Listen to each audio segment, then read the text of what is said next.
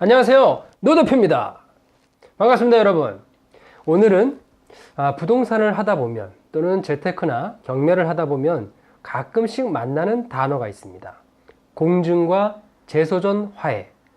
공증과 이 재소전 화해는 과연 무엇이고 어떠한 차이점이 있는지 한번 알아보도록 하겠습니다. Follow me! 이거 재밌습니다, 이거. Follow me!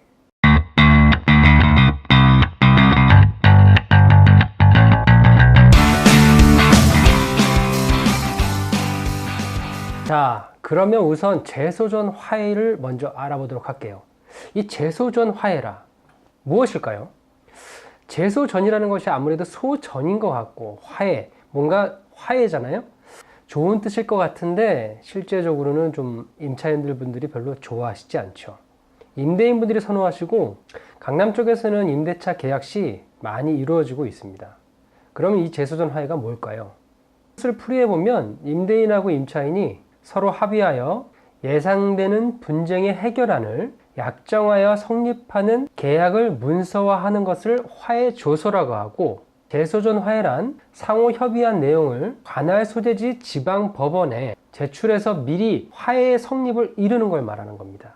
이때 만들어진 재소전 화해조서는 확정 판결과 동일한 효력이 발생하게 됩니다.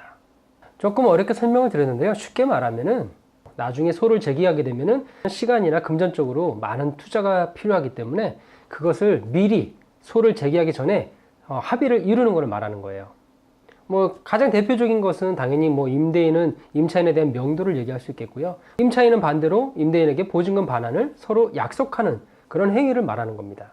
현업에서 일을 하다 보면은 임차인이 제대로 된 임대료를 납부하지 않거나 때로는 임차 매물을 반환하지 않아서 생기는 여러 가지 일들이 생각보다 많이 생기게 됩니다. 이 재소전 화해 조서를 작성하는 분들을 보면 강남 쪽에서 많이 이루어진다고 아까 제가 말씀드렸지만, 또 실제적으로는 그 임차인하고의 분쟁이 많이 생겼던 분들은 재소전 화해를 하시려는 분들이 많이 있습니다. 당연히 특징은 재소전 화해를 받아 놓으면 판결하고 같은 효력을 발생하기 때문에 따로 소 제기 없이 바로 강제 집행을 할 수 있게 됩니다. 간단하게 절차를 말씀드리면, 화해 신청이 접수가 되면은 법원에서는 누락사항이 없는지 체크를 한번 해보고, 신청서 등의 부분을 피신청인에게 송달을 해서 화해 기일을 정해가지고 양쪽 당사자에게 통보를 하게 됩니다. 그래서 당사자, 신청인과 피신청인, 예를 들면 임대인과 임차인이 되겠죠. 이 화해 기일에 출석해가지고 이 화해 의사 의무를 표시하게 됩니다. 그래서 이 화해가 성립이 되면은 이 당사자들은 화해 조서의 정본을 송달받게 되는 거예요. 그렇게 되면 이 화해 조서는 확정된 판결문과 동일한 효력을 갖게 됩니다. 자, 그럼 여기서 재소전 화해 조서와 공증의 차이를 한번 알아볼게요. 이 공증이라는 공정 증서는 금전 청구만 가능합니다. 그래서 우리가 흔히 아는 금전 소비대차나 약소보험 공증이 있죠. 이 공증은 바로 강제 집행을 할 수가 없고요.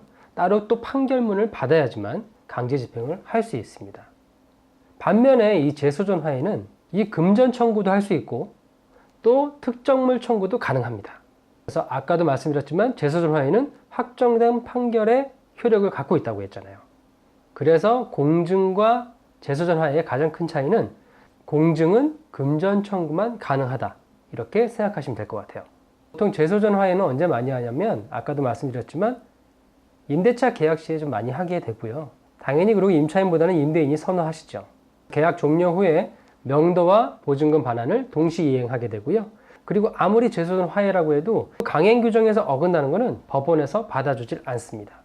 또 하나 참고적으로 말씀드리면, 이 재소전 화해가 실무에서는 당연히 임대인이 모든 비용을 부담을 해야 되는데요. 실무에서는 임차인과 임대인이 50% 부담하는 경우가 종종 있습니다. 사실 임차인분들은 조금 불합리하다고 생각하시긴 할 거예요. 더 반대로 생각해 보시면, 요즘에도 그 보증금 반환이 제때 안 이루어져 가지고 상가에서도 분쟁이 많이 생기긴 하는데요. 주택도 마찬가지지만, 어떻게 보면 재소전 화해 조서를 받아 놓으면 보증금 반환에 대한 부분도 임차인들 분에게는 조금 해결이 되는 부분이 있으니까 좋게 생각하면 그렇게 더 받아들일 수도 있지 않나 하는 생각을 해봅니다. 그리고 보통 재소전 화해는 신청인과 피신청인이 같이 법원에 출석하는 경우보다는 아무래도 대리인을 많이 이용하실 거예요. 그래서 변호사 사무실에서 많이 진행을 할 것 같고요. 법무사 사무실에서도 진행할 수 있는데 법무사 사무실에서 진행하게 되면 신청인들이 그날 화해 기일에는 출석을 해야 됩니다. 그래서 변호사에게 의뢰를 하면 직접 출석 안 하고 대리인인 변호사가 다 진행은 가능하고요. 당연히 그러면 변호사 수수료는 발생을 하게 되겠죠. 제소전 화해조서를 작성하게 되면 비용이 들어가게 됩니다.